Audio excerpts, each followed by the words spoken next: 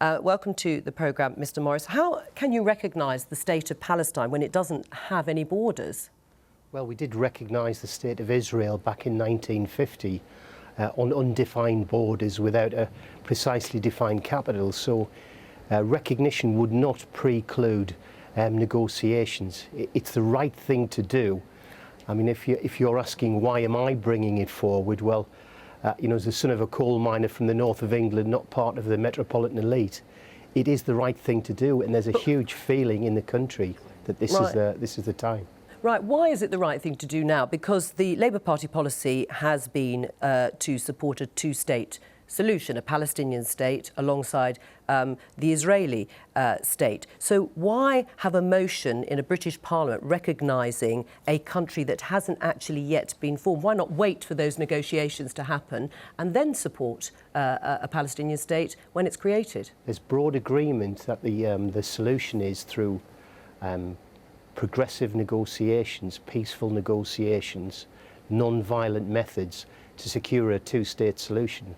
The problem we have is that the evidence of history over the last 20 years, or perhaps the last 60 years, is that the negotiations are not based on equity.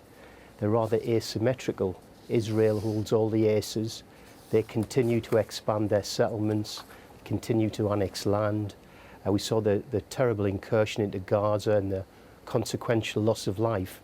So this is an attempt to balance the equation, introducing some equity, and to try and re-energise the process, bringing the Americans back on board. And do you... Right, I mean, I don't want to sort of throw cold water on it in a sense, but why would this energise the peace process? Why would it bring the Americans specifically back to the table, having a symbolic... It's non-binding.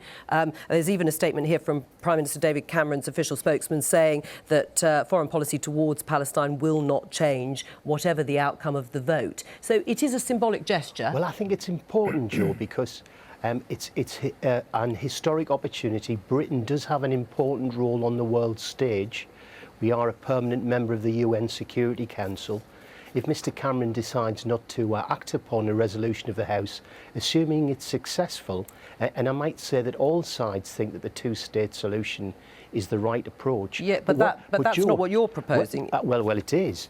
Yeah, well, as part you're going of that, further than that. Well, what we're saying is, as part of the process to encourage a negotiated settlement, we should recognise the state of Palestine. The UK government already recognises that it should have statehood.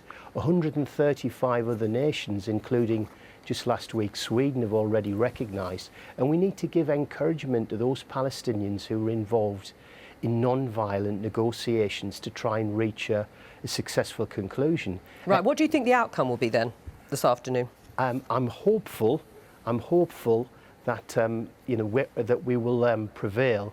It's dependent upon on support on a cross-party basis, but I am hopeful because I do think it's the right thing to do. All right, Grahame Morris, thank you. Thank you.